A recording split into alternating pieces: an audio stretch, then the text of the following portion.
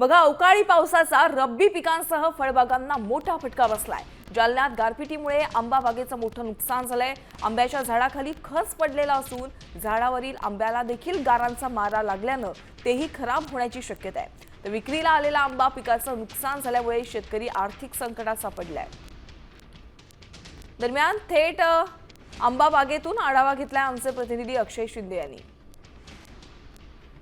जालना जिल्ह्यामध्ये गारपीट झाली आणि या गारपीटीचा फटका जसा फळबागांना बसलाय, रब्बीतली पिकांना बसलाय, तसाच आंबा उत्पादक शेतकऱ्यांना देखील बसलेला आपल्याला पाहायला मिळतोय।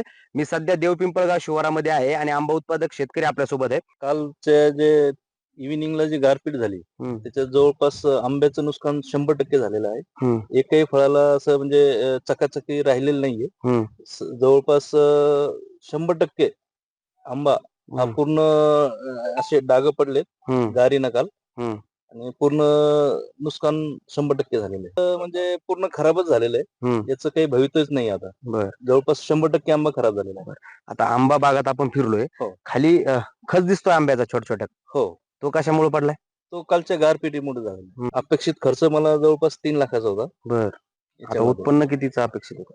उत्पन्नच 3 लाखाचं होतं। बर बर, आता किती फटका बसेल उत्पन्न? नाही, उत्पन्न पूर्ण झिरो झालं माझं सध्याच्या परिस्थितीमध्ये। बर, यावर्षी काहीच हाती लागत नाही। अक्षय शिंदे, साम टीव्ही न्यूज, देवपिंपळगाव, जालना।